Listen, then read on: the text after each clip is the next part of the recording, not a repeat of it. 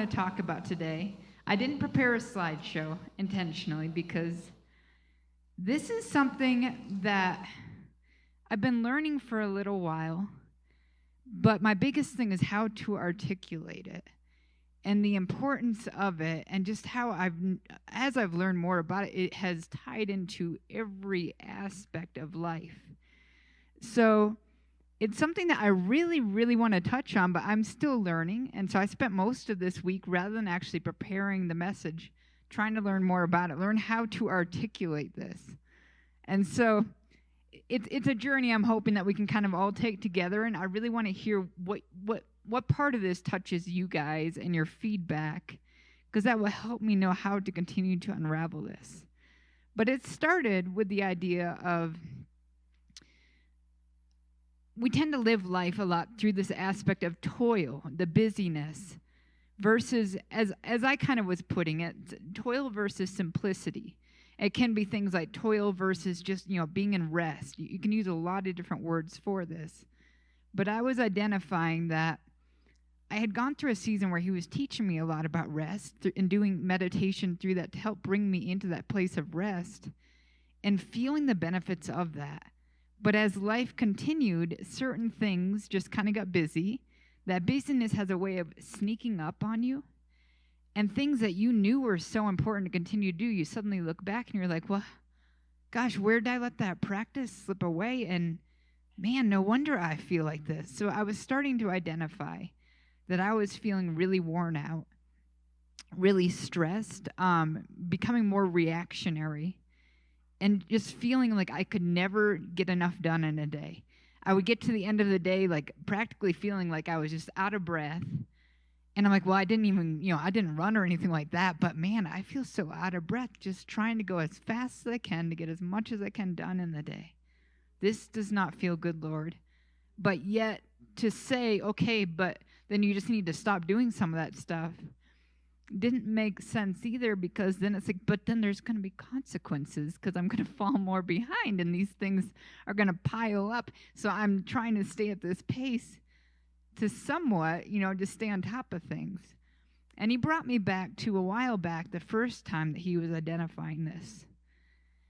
And he said, remember when I told you I don't want you to live out of your agenda anymore, out of your planner anymore? And I laughed because I said, yeah, I do remember that.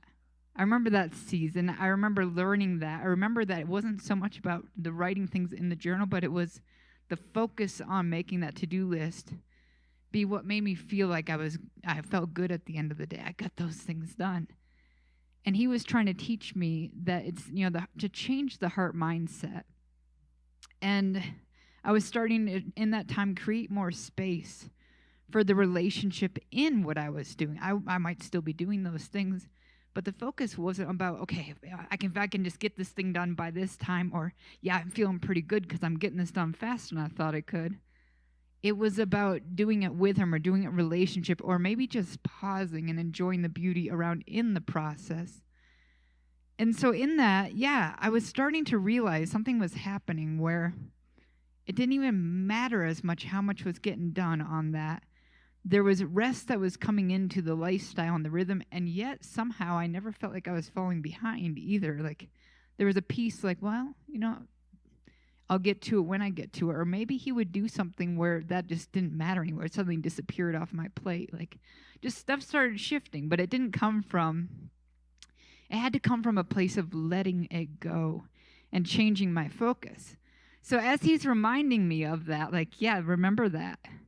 I'm like, yeah, Lord, I feel a little guilty because, I did put my planner down for a little while, but now I have picked it up again, and now it has twice as many things on it. And I don't know what to do about that. I said, honestly, at this point, Lord, I would feel overwhelmed if I didn't have a place to even write these things down. I can't keep it all in my head. He goes, no, you're missing it. It's that mindset. It's okay if you write it down. That's a tool. Go ahead. But use it appropriately. And then I started realizing, I've stopped meditating with you. I've stopped taking those times even just to pause and do breath work with you. When did that happen? And, it wasn't like anything in particular, bad happen that caused, I got out of the routine and the rhythm. So I kind of felt a little bad. And he goes, that's okay. No, you're going to pick it up a lot faster this time because you learned how to do it the first time and you learned the value of it. So we're just going to go ahead and just resume it again. Like, there's no guilt or shame in this. But it was a wonderful reminder that even though I had learned that the first time, it didn't just mean it was just going to be. It still had to be something that was a continual practice. And I was talking to Tommy the other after the conference last weekend. We were talking about this very subject. She had gotten into this beautiful habit with the Lord where she would spend so much time with him. And she would even okay, I've been doing this for like an hour. Yeah, but I don't want this to stop. And she, let's just go a little longer.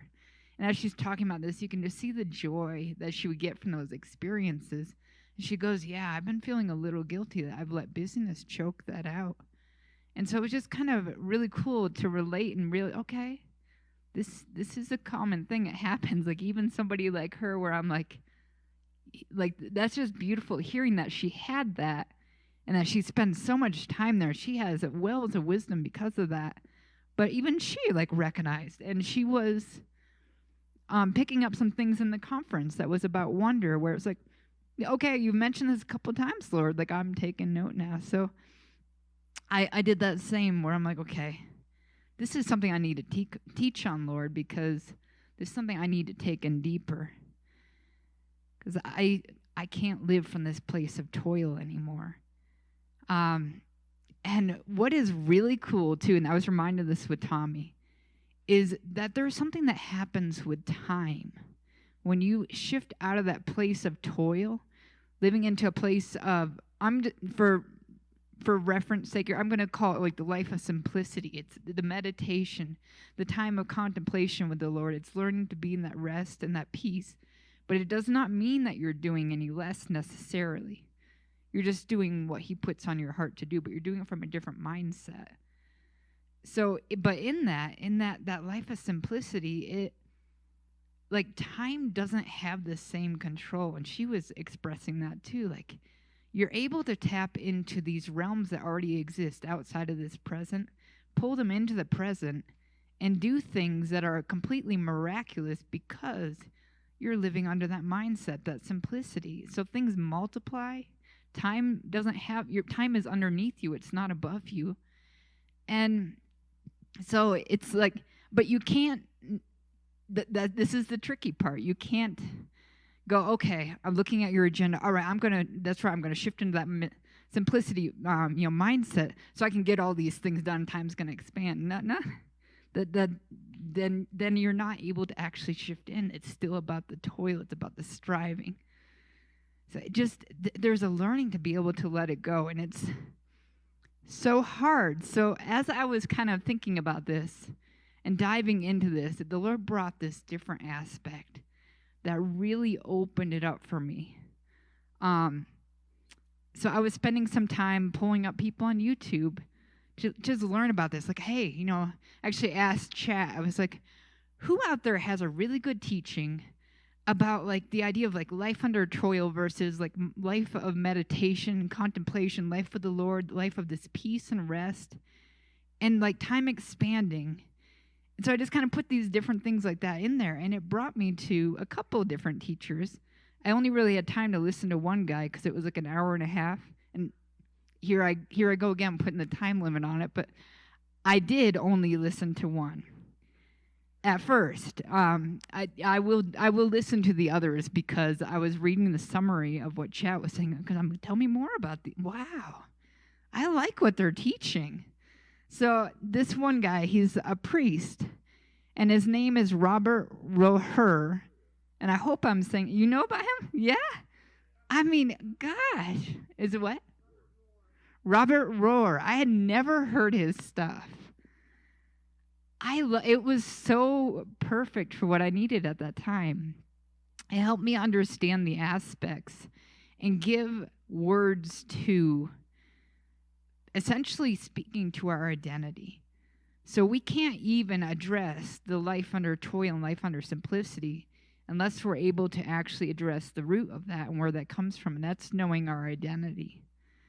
So he brought some words to it, the ego versus the true self. And I had always heard that the term ego without really ever going into it much deeper, because I think part of me would just shut off. I would say, oh, the ego, that's like, a psychology term, but they're kind of leaving God out of the picture.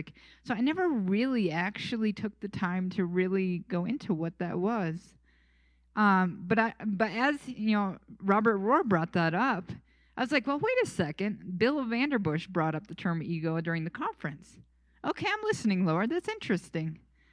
And so ego, and this may just be me because I was completely oblivious to what this was before. Ego is the identity that we all tend to relate to that has nothing to do with who we really are. But from that, so many problems arise. So ego is the part of me that says my physical being is me. My thoughts are me. My emotions are me. My experiences are me.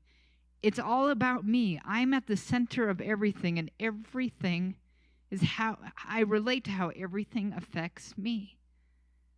And of course, that's how else are we supposed to perceive stuff in this physical realm? It's not actually a bad thing. The problem is that you're not able to see the bigger picture when it's only that. And yet that's how we're all supposed to start. But the true self is the self that is actually our spirit being. It has nothing to do with our thoughts. Our thoughts are not us. It has nothing to do with our limitations, the boundaries, all the boundaries.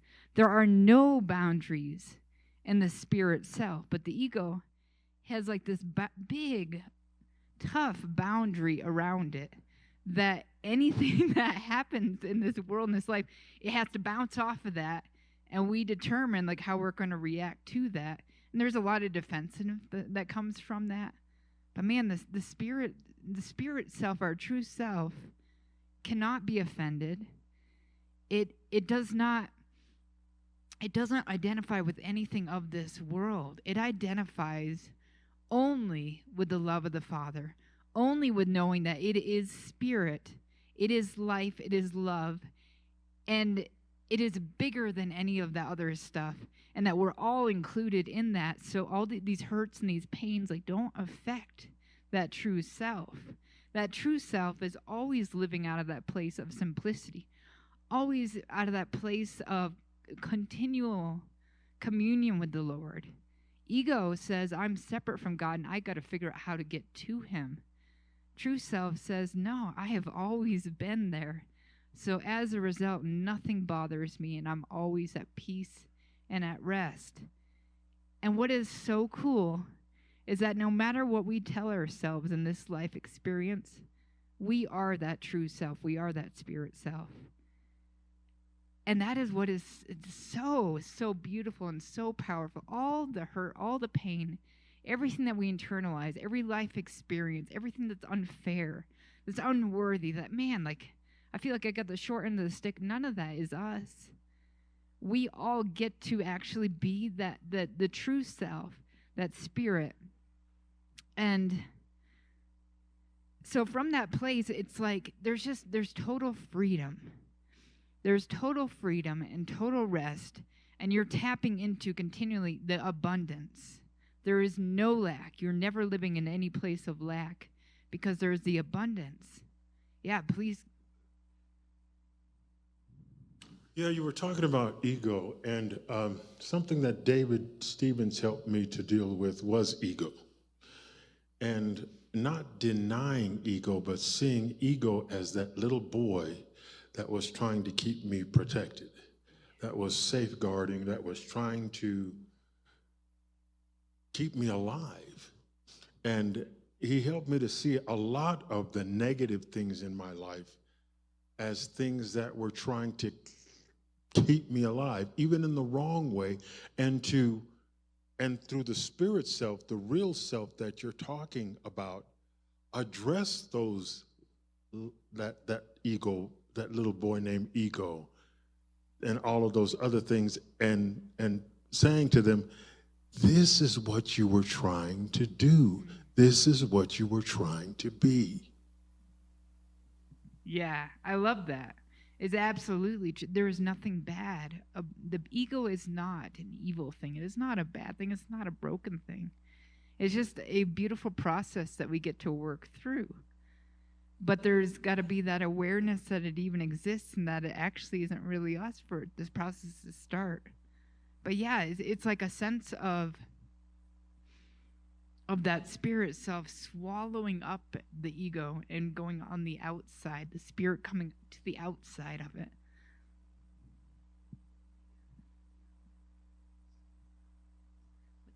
And Go ahead, Carol Ann.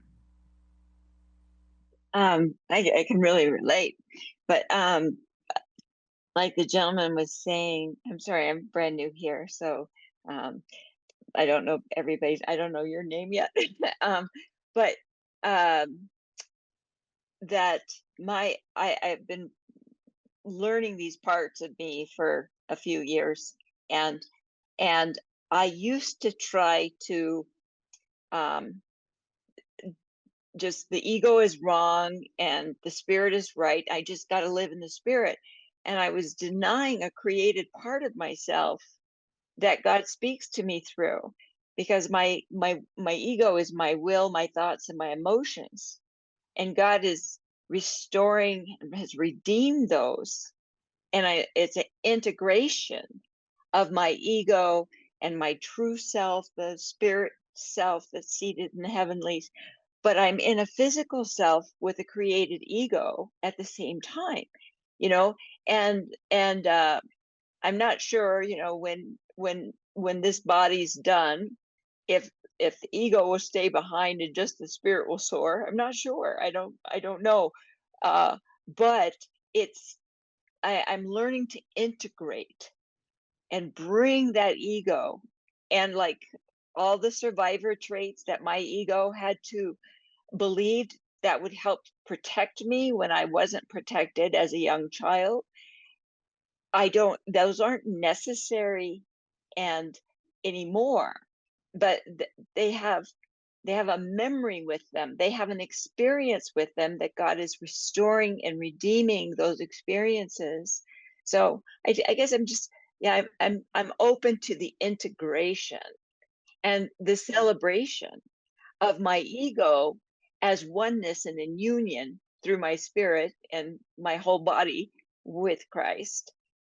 So yeah, it's not either or to me, but it's a submission. Thy will be done.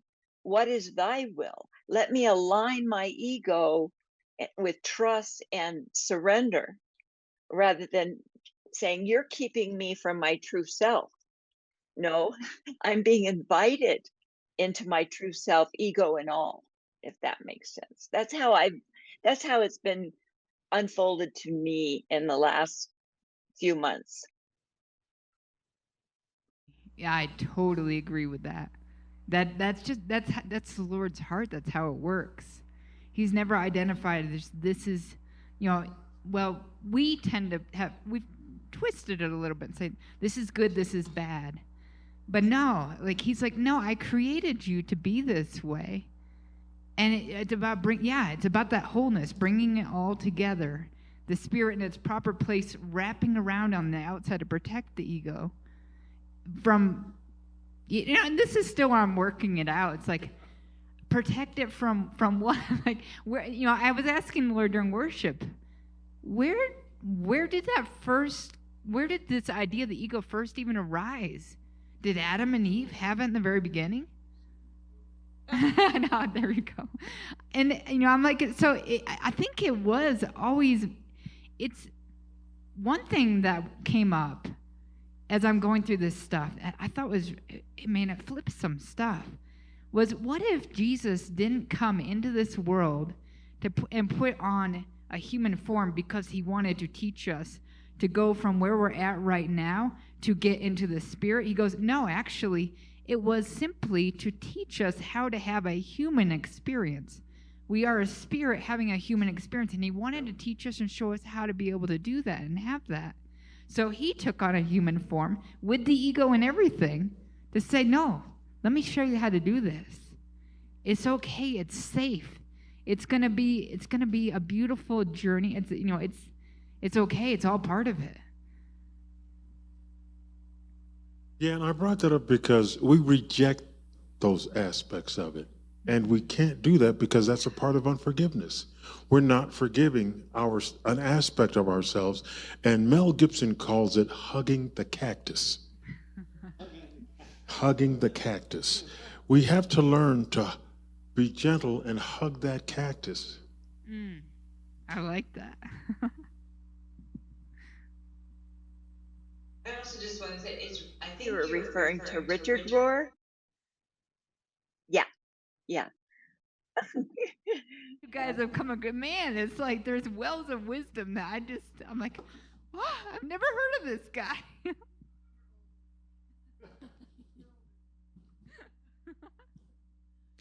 So I like definitions. So ego is a person's sense of self-esteem or self-importance. And an egotist is an excessively conceited, boastful, or self-centered person.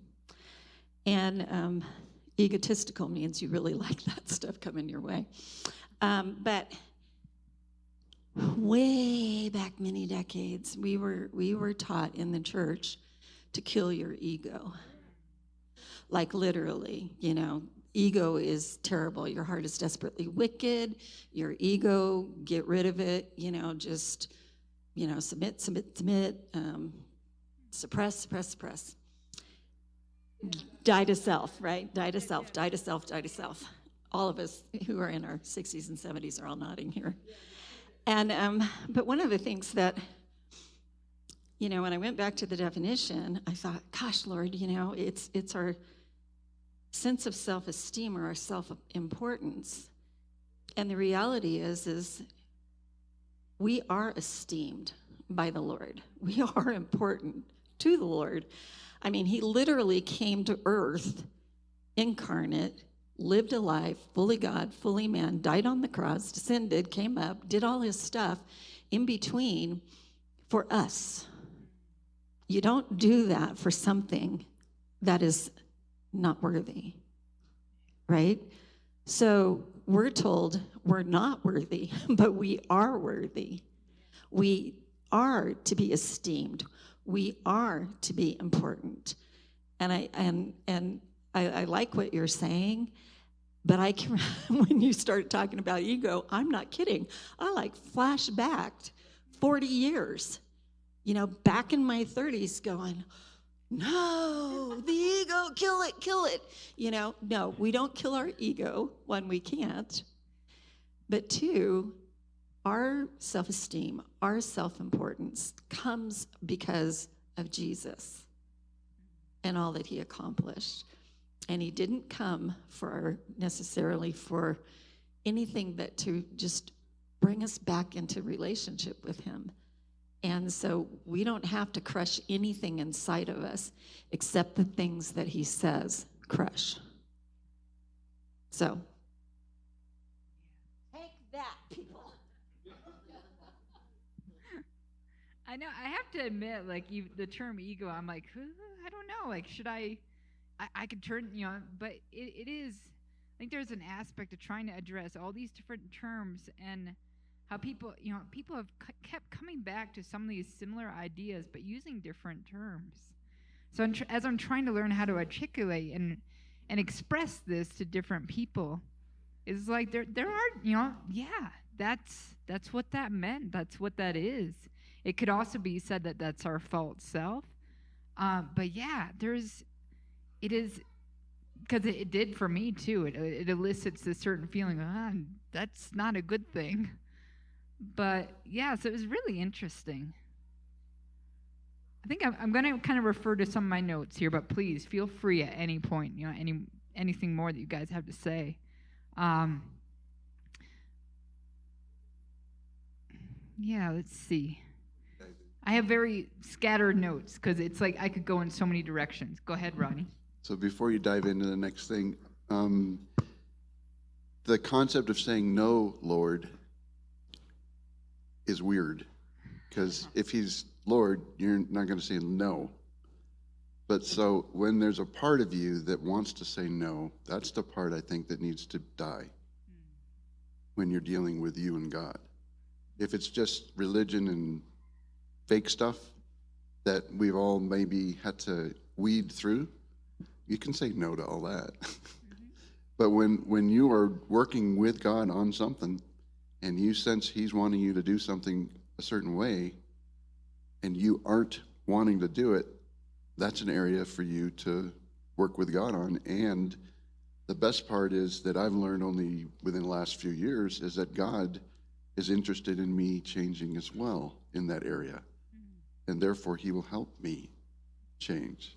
So usually before, let's say the latest version of Ronnie, that's me, for those that don't know, I would find an area that was a problem and try to fix it so that I could be closer to God. And that doesn't work.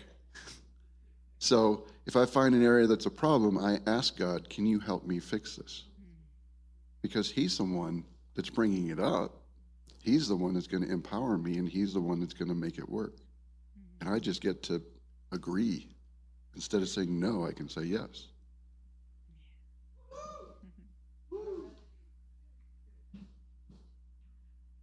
Yeah, I totally agree with Ronnie about asking the Lord to help us fix our area in our life, because I also tend to, and I think most people tend to, I'll fix myself first and then try to get close to the Lord.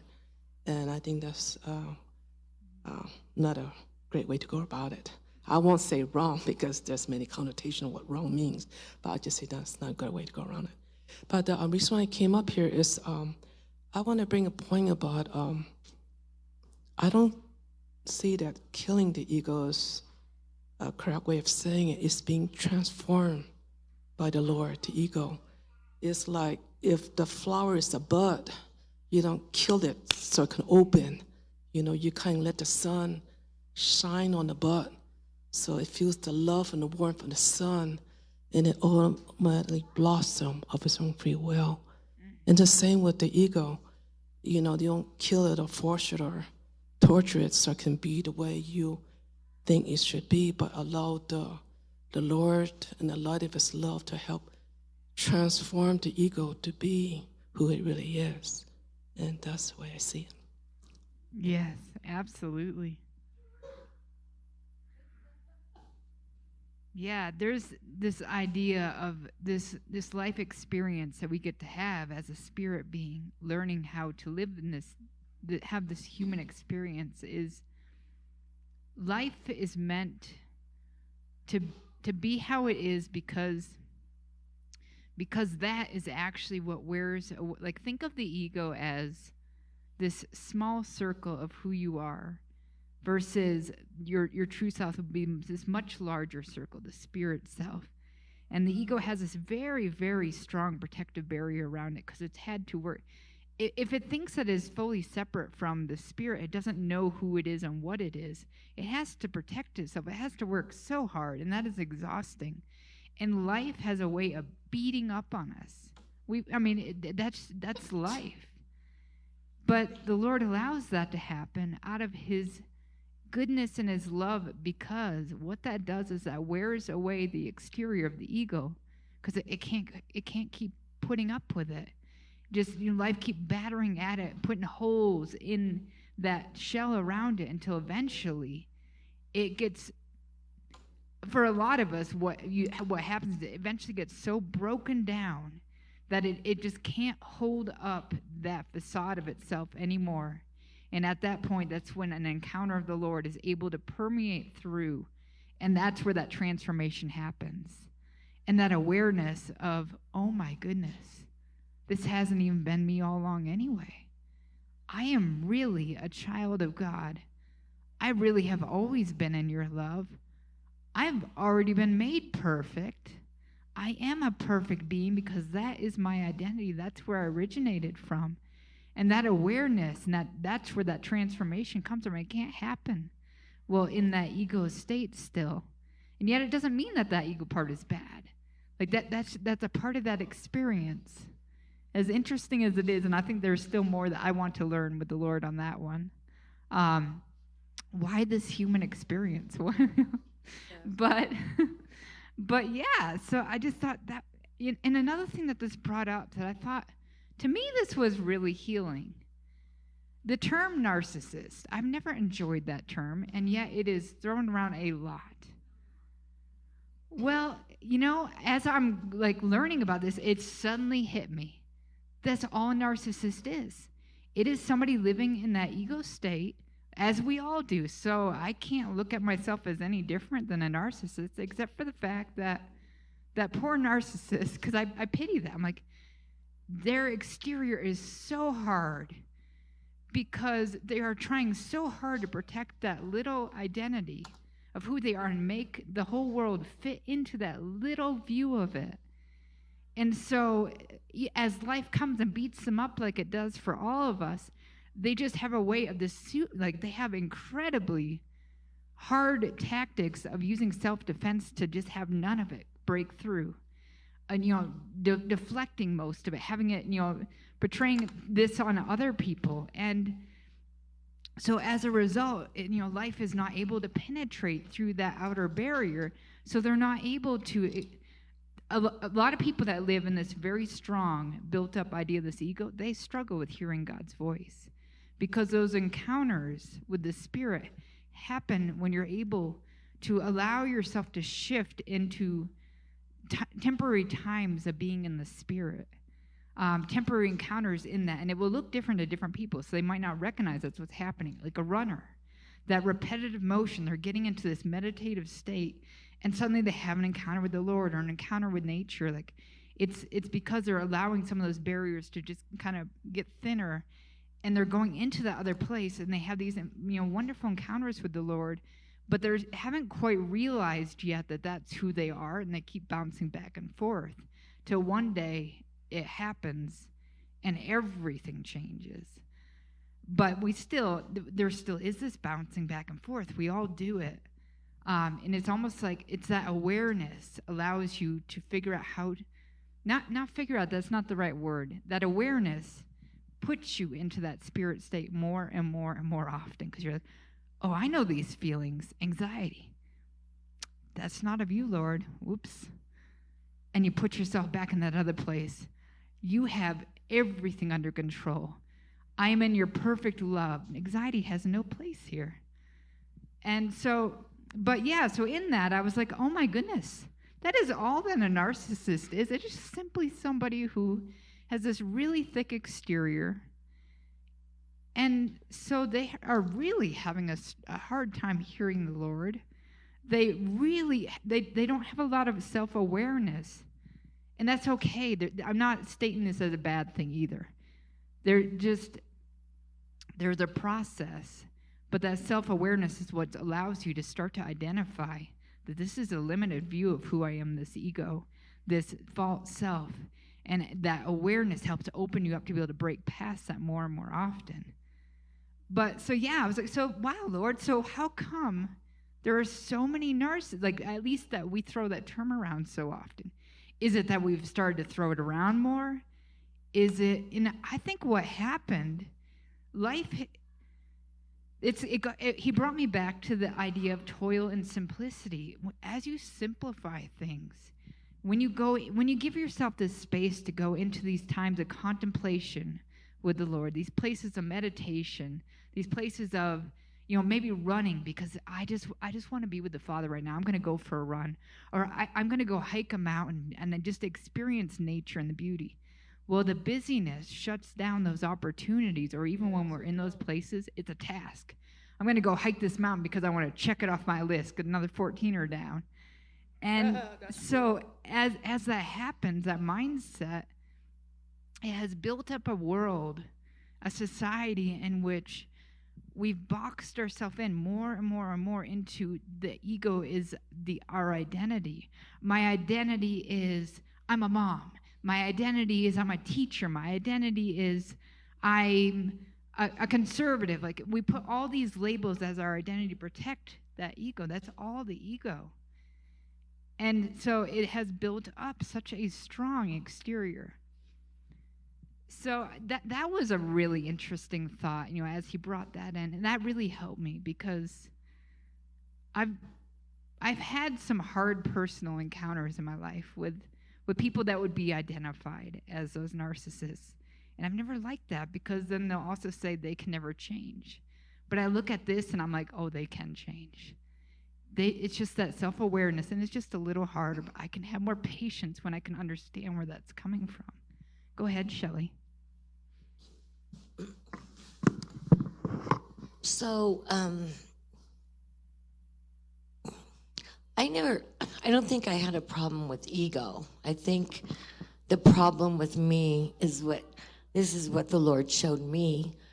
It was pride, because that I had built up so many walls inside of myself, and I actually, those walls are not coming down unless he helps get them down. But I had this vision one time of this big crane with this huge ball, and it was going to knock down that wall. It was a large wall. And I mean, when people get hurt, they build up pride. They don't want to get hurt anymore. They don't want to feel that anymore. So it starts that process of pride. So someone who's been very, very hurt has a lot, and I did a lot, so much pride that I actually had to talk to the Lord about it because I knew it was there. He showed it to me. And I said, okay, we have to work on this because I can't do this. You're going to have to help me with it. So, well, ego, pride, whatever, it's just, to me, in my own life, it was pride. Lots of pride. Absolutely, yes. Yeah. I mean, they're kind of wrapped in the same thing, but that's the term that identifies with you, which absolutely, yes. Yeah, because it's protection. You don't want anybody around, anybody to touch you, anybody to know you. You want to keep a secret, and that's not where healing comes. Healing comes when you're honest and when you talk to people. So, yeah.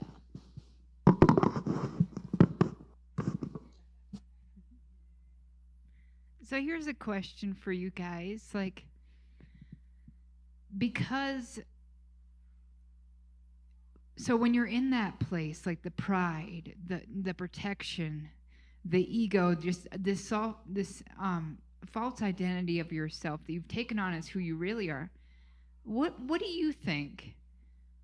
Like, how does that break down? How is somebody able to go from that to suddenly realizing what they really are? Like, because how do you even know to ask God for help?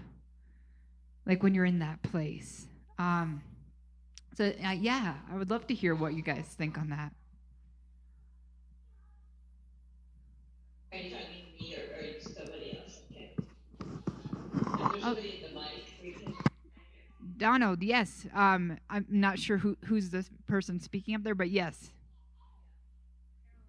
Okay. So yes. Okay. I'm sorry. I wasn't sure if you were talking to somebody else, that there was somebody at a mic. And so anyway, on that, I think what comes to my mind is Paul on the road to Damascus. Talk about he was so sure of himself and his mission, which was violent and murderous. And yet he was so grounded in his identity. What transformed him? I don't see his ego getting a bunch of holes plucked at it. I'm not saying that God doesn't work that way, but for Paul, it was this encounter with the Spirit of God.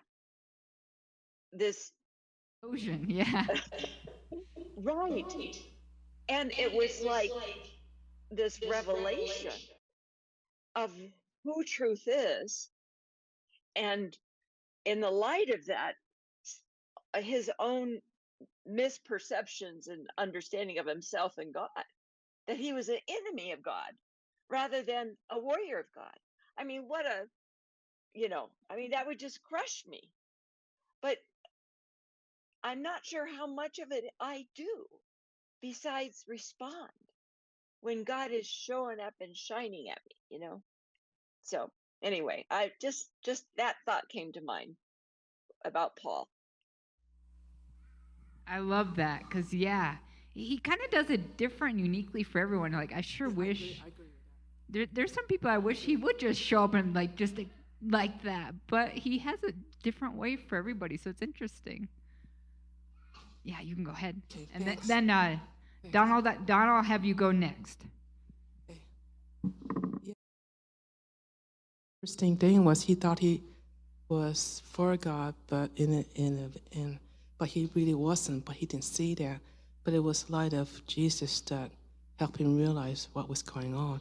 And actually, what happened to him was he got knocked down off, the horse he was riding on, and that brings to the point I like to bring is, I think we get out of our ego and stuff is because as we go through life, pain hit us, and then that's when we start either realizing something's not right here, or we start a journey of searching. And then when we start the searching, that's when the Lord work on our heart to open us up to more greater understanding who our real self is. So in summary, I think it's the pain of life that caused us to open up.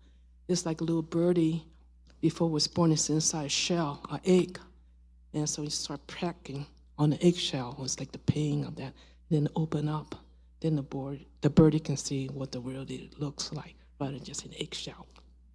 Yeah, I like that. Go ahead, Don. Well, just a couple of things. I grew up with the idea that ego and flesh were the same thing.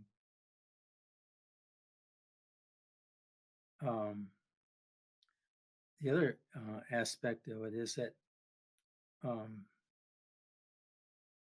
I think, well, let's put it my way. I'll say I believed a lot of lies what people said about me. And it really didn't matter, actually, because, well, I'm unique. That's who I am. And that's what the Lord made. So I had to, understand, accept that uniqueness and rejoice in it.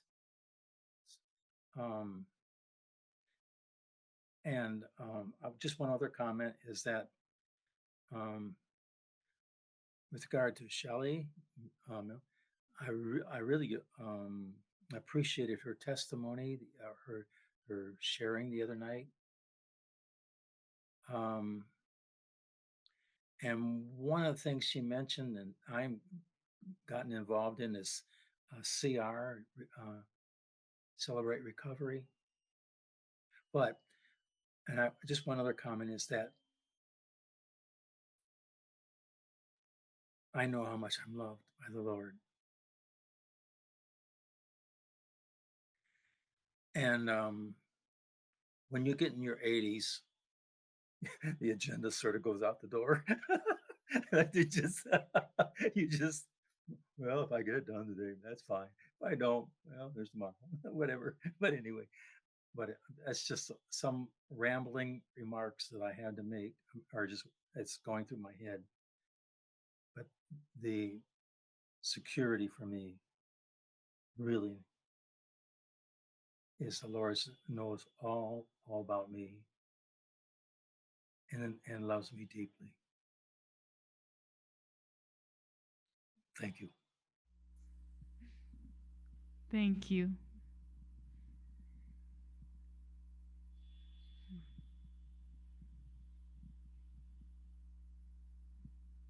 So assuming that was a real question about how people eventually change. Yeah, I want to hear from you guys what your thoughts are. Yeah. Yeah, for me, part of it hopefully was, things just not working, right? You think you're in charge of your life. You think you can control things. It's an illusion. But nonetheless, we still feel that way, or at least I did. And you feel like you can set things up, and you get contingency plans in case it doesn't quite work out, and then what your backup plan is. And when all of that's gone, and you're still doing what you think is the right thing to do, and it's just not working for you, and you've sensed that something, in other words, God, is trying to get your attention to do something different. I think it's a little bit at a time for some people. Some will just go right all the way into it. But for me, it was a little bit at a time trying to test out, is this safe? Is it safe to try to do something that I think is totally weird or totally different? And then a little bit of faith that God's given me is tested and worked on. And I think little by little, some of those layers come off. And then for me, I had some momentum that this is actually a better way, and it's not me. This is what God wants. And I think he knows more than me. Someone like me works a lot in their head. And I think narcissists probably do that too. And I might have been a narcissist. You'd have to tell me. Richard says I was. I honestly am Jen starting to says I think that wasn't. that term probably really isn't accurate. It's just what we all are. We all deal with that ego, that false self. Because I don't really like the term narcissist. That's Okay. been labeled as you can't ever change. Well, then we don't have to use the term then. But the idea is what I was trying to make happen. I had various phases of this where part of I like to call it the layer of the onion gets peeled away. So some of it got peeled away, and I coasted on that for 10, 15 years. And then another layer had to go away, and then another layer. And I now see that as part of the process of me discovering and God showing me who I am from his perspective. And then the amount that I can embrace that, to me, that brings more peace. So I guess I just fumbled into the idea lack of peace is what it ultimately causes someone to change. That's cool. Yeah. Yeah, I was just thinking about it. I just thought about a question. Is a narcissist egotistical? I mean, I don't know. I think they are. The thing is, I don't like the term either.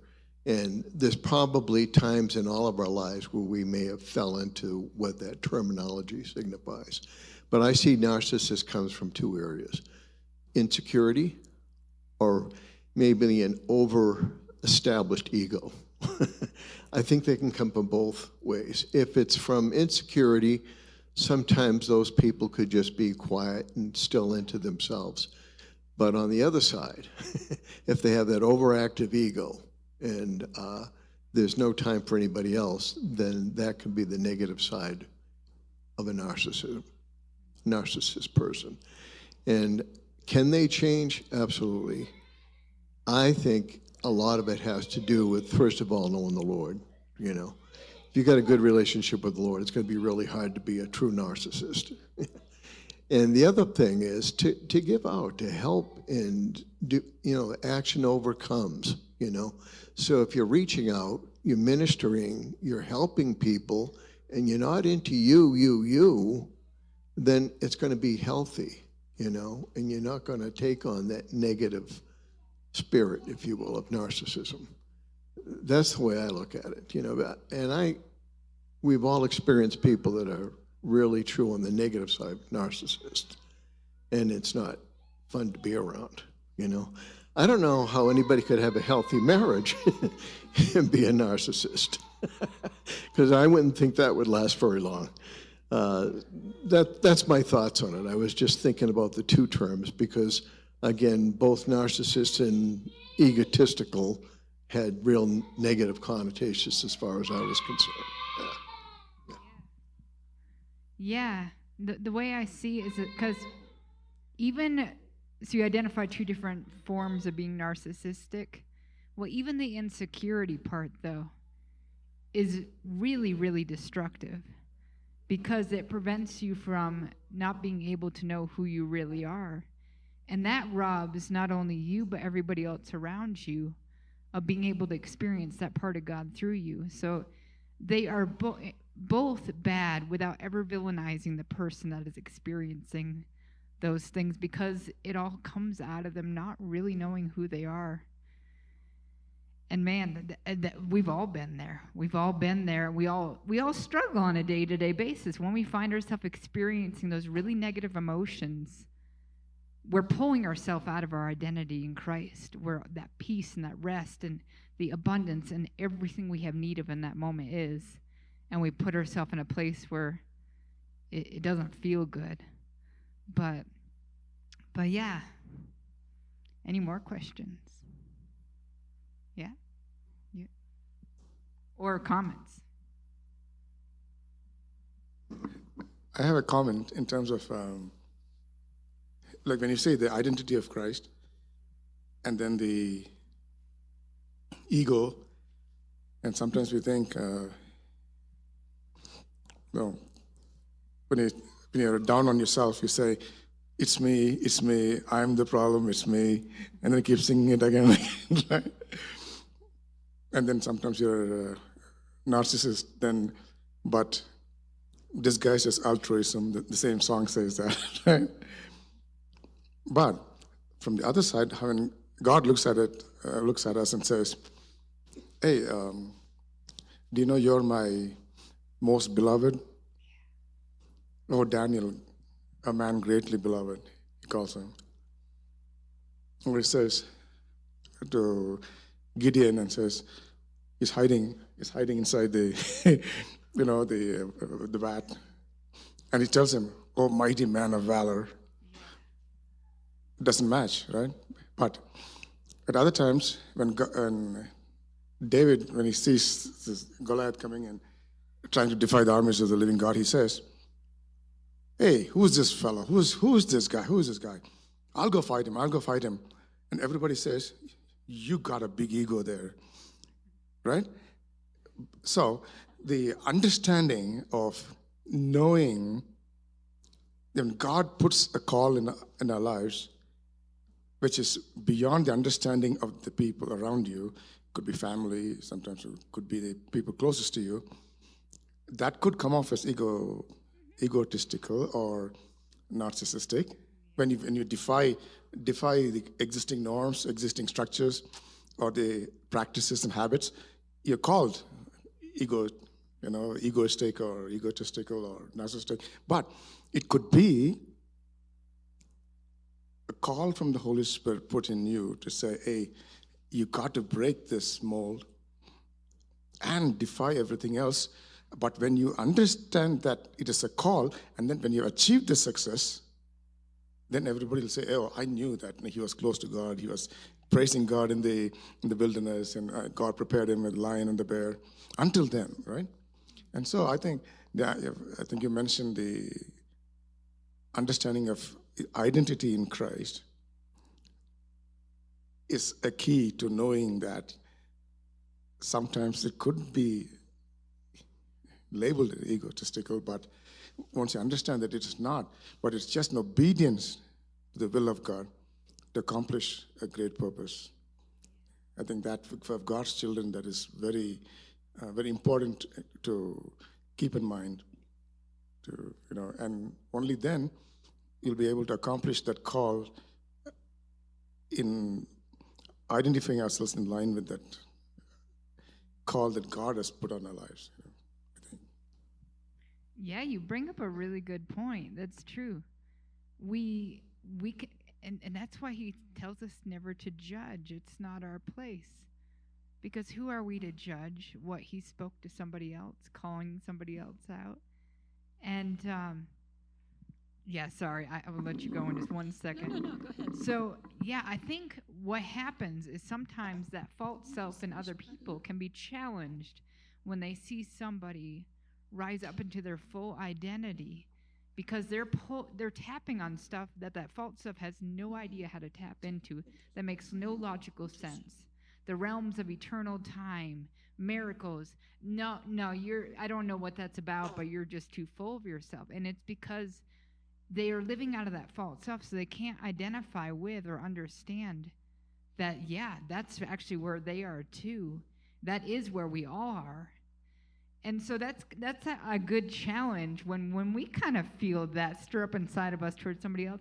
You know, it's not up to me to judge. If they are doing that from the wrong place, well, the Lord's going to correct them. He's going to correct them gently, and he's going to bring them to where they should be, which is going to be. So it is okay. But maybe it's pulling on something inside of me because I'm living out of limitations. Go ahead, Vicki. Yeah, I was just wondering where humility comes into play for us, to not allow the ego to become egotistical or to become, narcissistic or whatever it is. But where does humility come into play? Have you thought about that one? Yeah, Okay. I think that's a really good question. So, and there's a couple different ways to go about this. The way that I would answer it is that when I grew up, I was always told to beat myself up, put myself down. Humility was, I am less than. And all these words that would tear myself apart. But the problem was that meant that everything that God created me to be, I'm saying is bad. I'm saying, and so I was putting curses on myself by trying to belittle myself by saying I was all these bad things and thinking it was humility. That was actually false humility. There is a real humility, there is another form of like pride that, where he does call us to be humble from that. But the truth is you can never be prideful and you can never have false humility if you're actually in that true self. It can't exist there. Those things come from that false identity. That false identity that either has to bolster itself up to make itself puff itself up, or it's tearing itself down because it's calling itself worthless. And both of those things are horribly damaging. And they're speaking from a place of we are separate from God. We have no idea who we even are. We don't belong. We have to achieve. We have to strive. We have to perform to get to his love. So both of those come from that place of false identity. But as he speaks to you and shows you who you really are and what love really is and your true identity, you can't have that. Yes, you can slip into that. But he's very gentle and quick to correct us when we slip into it. And the more that it happens and we understand the ability to go back and forth, it'll be shorter amounts of time you spend in that false identity. You'll be, oh, wow, Lord. Oh, I need to apologize to that person. Wow, I was really prideful in that situation. And I was, swelling up and not taking into account who they are and giving them space in that situation. And you will go and correct that situation and call that out in them. But yeah, I hope that answered your question, Vicki. It can only exist in the false identity. It can't exist in our true identity. So we don't even have to worry about that in our true identity. That is never a part of it. But he will always help us weed through when we take on false aspects of our identity. And in that comes false humility, pride, things, all those things, because those are all a byproduct of living under the false identity.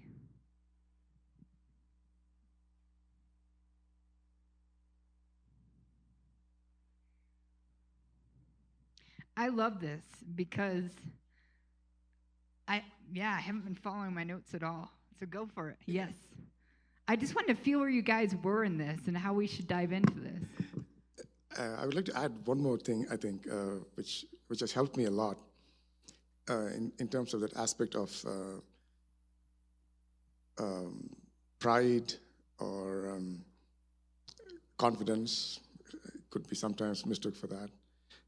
And the other side of humility was when you achieve something and people start praising you, or people look up to you and say, oh, that was great, that was awesome. So from a worldly perspective, they think, oh my, they're shining the spotlight on you and say, oh, it's beautiful, so nice. But then at night when you go lie down by your bedside, or early in the morning, you just say, Lord, how are you doing? And you put yourself in the presence of the great and mighty God, and all this accolades or achievements fail into insignificance to the presence of that awesome, mighty, big God and his love for you. And even 1 billion times more accolades is nothing compared to that one loving, beautiful embrace from the Father. And there's no pride there. It's absolute humility, absolute love. And I think that's a great equalizer. I think that's one of the reasons why Jesus made it a point. It says, I think, in Mark 1:35, when it was still dark, he went into a lonely place and there he prayed. Then he sent all the crowds away and then went and prayed to the Father alone. I think that is an absolute beautiful lesson modeled by the Lord. And there will be no chance of pride at all. In absolute love. Yeah. Yeah, that kind of brings me into, so like, why is it important to even identify this? Like, what is the point of all this? Okay, so more navel gazing, like, you know, it's like, what is the point of this? The point is that there is this importance of when we become aware of who we really are as his image bearers, his sons and daughters, that is where this all comes from first and foremost, that our identity is as his children. Our view of the whole world, our view of each other, everything changes. It starts to come into proper alignment. And to continue that process, what he's calling us into is relationship with him. I will continue to open your eyes to enlighten you to who you really are and that you really have always been in, and to help cleanse the water here by just come spend time with me. It's like that relational aspect. That is so easy and that is so amazing. And that is where the ego will tell you, no, you got to strive. You got the toil that I was referring to in the beginning. All of that just sends you in circles. It's on a hamster wheel. It's exhausting, whether it's the work that you're doing to just accomplish your to-do list, or it's the work you're doing to try to please the Lord, or, you know, to get someplace, or because, man, I'm realizing, Lord, that I live under this false identity. I need to do this work. It's like, no, it is so simple. He wants to open our awareness to it and just have encounters with us. And it is those encounters, and as we were talking about, how does that happen? It's through those encounters. It could be that big boom that just your whole world is destroyed, and suddenly it's like, oh, none of it mattered anyway. Or through all the pain and the heartache. But it's those encounters. And that is why it kind of brought me into, that is why meditation, prayer, time with him, whatever it is that we do, maybe going on a run with him, the hike, that is why all of those things, those ways of relational and connection are so important, because it is actually through that he's showing us our true identity and taking us into that more and more and more.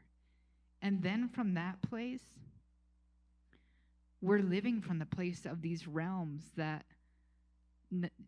time expands, that love expands, that you can start to love people that you never thought you could love before, that you see people differently. It's like everything starts to change from that place. And so that's where I was realizing, oh my goodness. That, you know, and so it's bringing me back to all the things that we've been talking about here at church. Like we went a lot into identity, who we really are, well, identifying as children of God first and foremost. And I was like, that is why that is such a powerful message. That is what Jesus was all about with those disciples. That's why that prayer was, you know, you're praying to your Father. He was trying to get them to break this mindset of, do you know who and what you really are? Do you know where you're really from? Do you know you're only having a human experience? But you've identified as that. Man, that makes things a lot harder. I still love you in that, but that's a lot harder. let's slowly break this away, and so you can actually know who you really are, and everything will change from there. And it's continuing to have those intentional times with him where it breaks away those boundaries and that barrier. Yeah. Trying to think if there's anything else to bring up, but I've loved the way where you guys have taken it. Just kind of hearing you guys talk through this.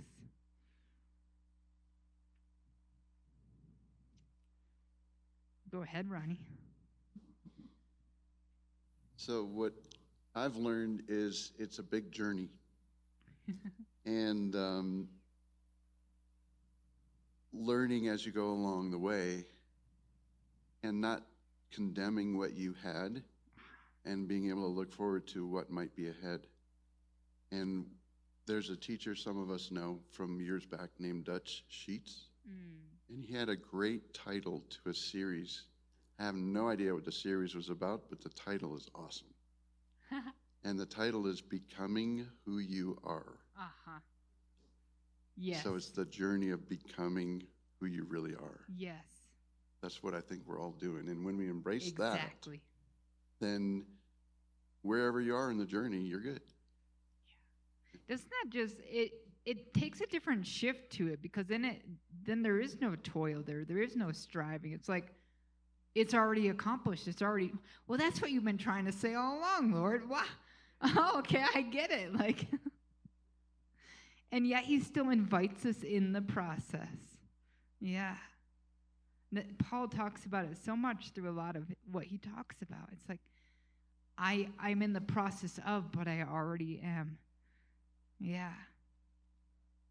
Go ahead, Don.